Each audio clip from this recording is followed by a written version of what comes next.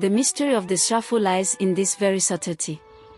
They are never fully seen, never fully grasped, yet their presence is undeniable. They walk between the visible and invisible, always just beyond the reach of ordinary senses. And in that liminal space, they maintain their greatest power, the power of uncertainty, the power that makes the guilty restless and the righteous careful. For the Akan, these manifestations serve a vital role. They remind the living that the world is not silent, that every act echoes beyond what the eye can see. They remind us that we are never truly alone, that even in the stillness of night, there are watchers at the threshold, guardians at the edge of the firelight. The Srafo are powerful, yes, but they are not reckless. They do not strike at random, nor do they punish without cause. Their actions are governed by laws older than kingdoms, older than dynasties, older even than memory itself. These laws are woven into the very fabric of creation, and it is to these laws that the Srafo answer. To understand the Srafo, one must first understand that the Akan see the world as a living web of relationships.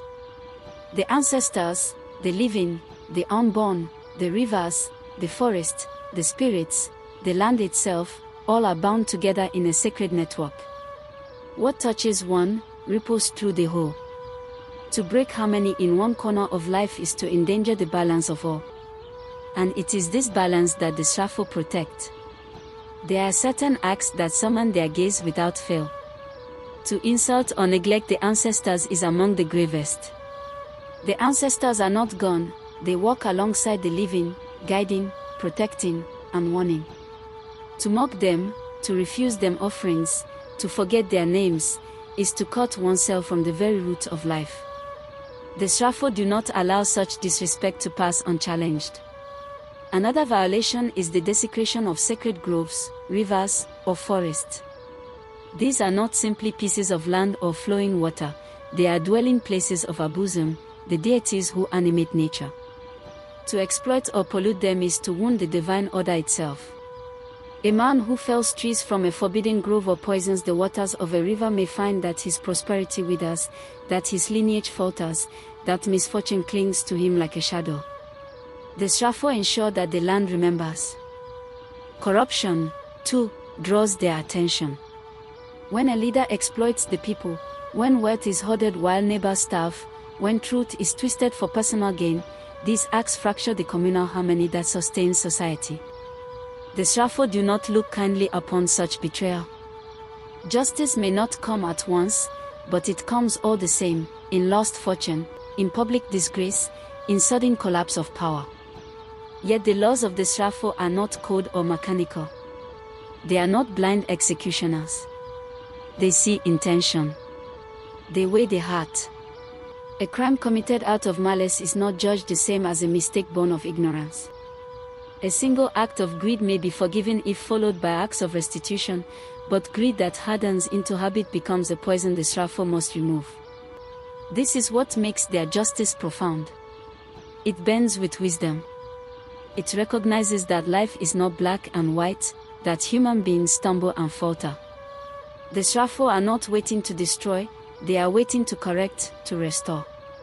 Their law is not about punishment for its own sake, it is about maintaining the equilibrium of the world.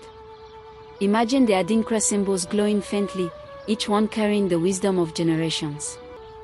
They are not mere designs, but expressions of these eternal truths.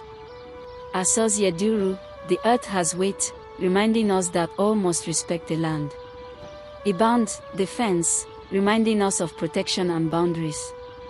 These symbols are mirrors of the very laws the Srafo enforce. And so the people live with caution, but also with reverence. They know that every action matters. To cheat, to exploit, to desecrate is to invite imbalance, and with imbalance, the gaze of the Srafo. To honor, to respect, to uphold harmony is to live in alignment with the invisible order. This is the essence of their law, not rigidity, not fear, but the assurance that justice flows through the universe like a river, bending and curving, yet always finding its way to the sea. The Srafo are powerful guardians of balance, but the Akan do not view them as enemies. They are not demons waiting to strike, nor merciless enforcers who punish without reason. They are partners in the cosmic dance of justice, and their role is not only to correct, but also to guide. For this reason, the Akan have long known that imbalance, once created, can also be healed. This healing comes through rituals, acts of remembrance, negotiation, and renewal. They are not mere superstition, not empty gestures, but profound engagements with the unseen. Each ritual acknowledges that humans are part of a larger universe, and that when we falter, we must restore the thread we have broken. The first and most common act is the pouring of libation. With a calabash of palm wine or water, an elder or priest calls upon the ancestors, their bosom, and the Srafo themselves. The liquid poured into the earth is a message, a bridge between the visible and invisible.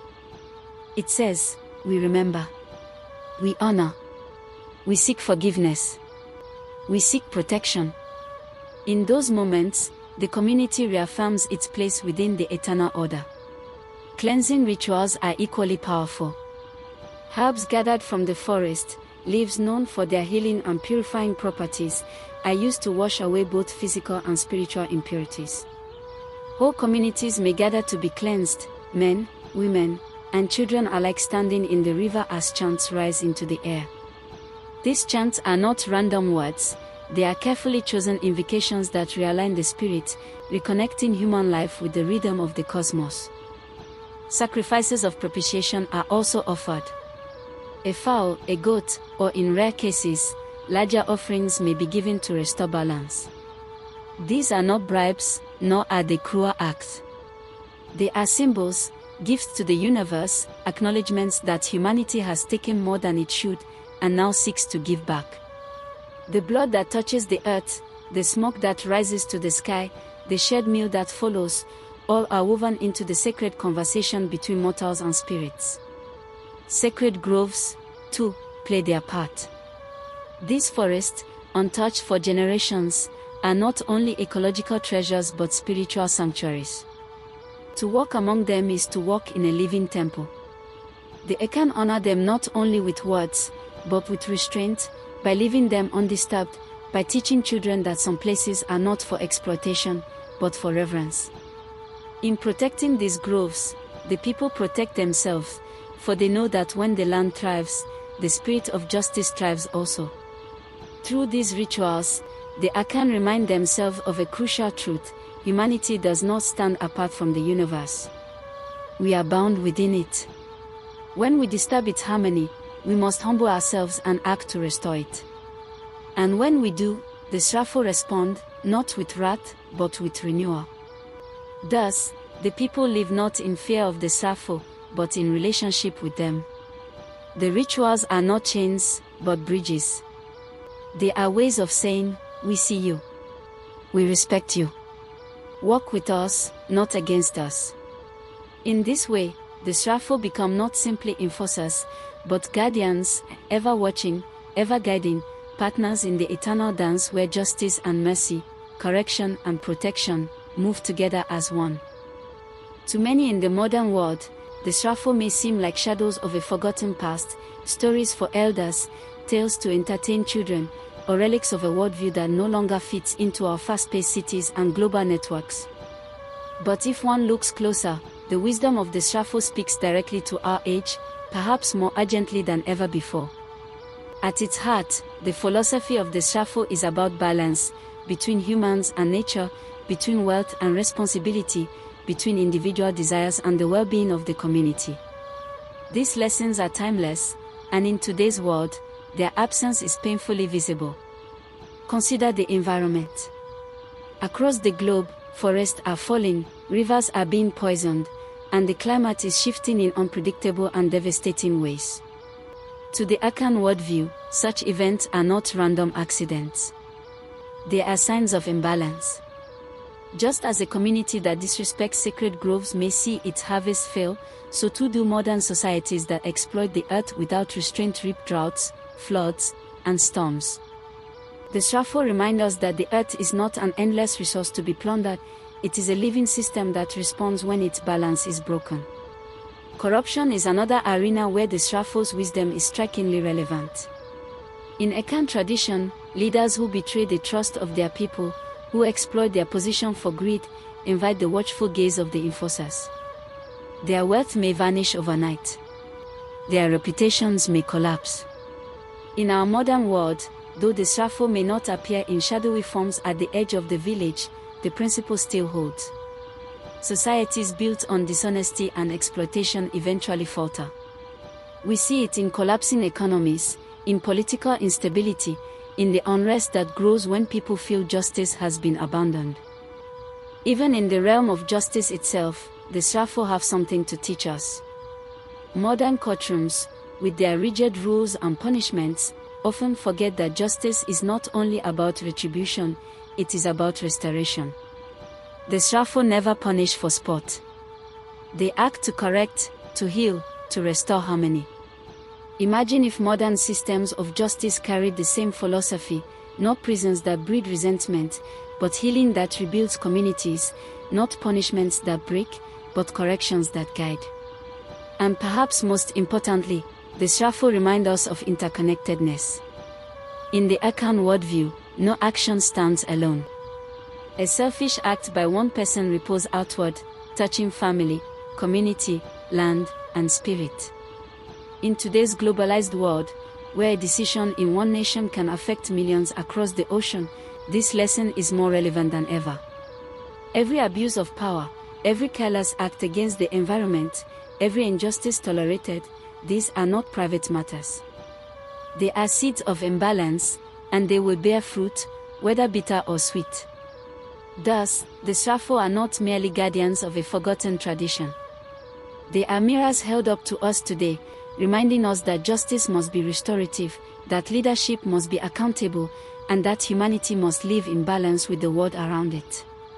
In an age of ecological collapse, corruption, and fractured societies, the voice of the Srafo rises like a warning drumbeat. Every action carries weight. Every abuse ripples outward. And if we ignore the law of balance, the consequences, whether through nature, through society, or through fate itself, will find us. Their message is not one of fear, but of responsibility.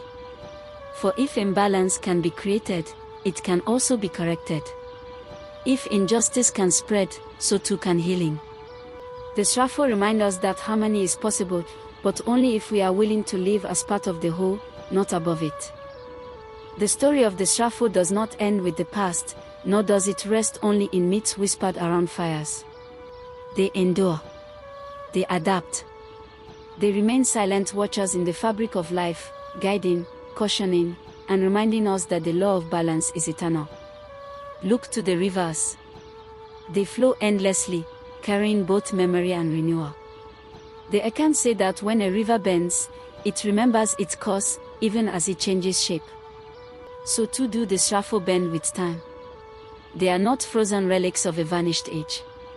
They shift with the heartbeat of the world, appearing in storms that unsettle us, in dreams that linger upon waking, in strange coincidences that alter the path of our lives. In all these moments, they whisper, nothing is random, every action matters. Consider the sunrise over Lake Bosom, sacred to the Akan. As the first light touches the water, it seems eternal, yet no sunrise is ever the same. This is the rhythm of the Srafo. Eternal, yet ever new. They embody a truth beyond time, that balance is not a suggestion, but a necessity woven into existence itself. In the sacred forest, where elders still walk with reverence, the presence of the Srafo is palpable. Every step is a reminder that we share the world with unseen guardians. To desecrate such a place is to invite imbalance. To honor it is to step in harmony with the eternal dance. Even children playing in the courtyards, laughing freely under the sun, are part of this rhythm, for their joy is proof that life, when aligned with balance, flourishes. The Srafo are guardians of equilibrium. Custodians of an invisible law that stretches beyond human courts, beyond human empires, beyond the rise and fall of nations. They stand as witnesses that every injustice leaves a mark, every kindness leaves a light, and every choice adds weight to the great scales of existence. Their role is not to terrify, but to remind. In their silence lies their greatest lesson: the world is watching, even when we believe it is not. The Srafo do not shout, they whisper in storms, they walk in shadows, they stir in the rhythm of drums. They remind us that behind all visible things, behind politics, behind economies, behind personal struggles, there exists a deeper reality, one that measures not appearances but truth. And in that deeper reality, justice is not man-made. It is eternal. It is not vengeance. It is balance. It is not punishment alone, but restoration, harmony, and the weaving together of what has been torn apart. As the Akan say, Nesase yebuamu bio, what has been broken can be repaired again. This is the eternal dance. We falter, we rise, we fail, we restore, and in the endless rhythm of life, the Srafo remain. So when storms gather suddenly on the horizon, or when fate twists the path in ways we cannot explain, perhaps it is not random. Perhaps it is the Srafo, silent, unseen, but ever present, reminding us that the dance continues. And as the drumbeat fades into silence, one truth remains. The Srafo are watching.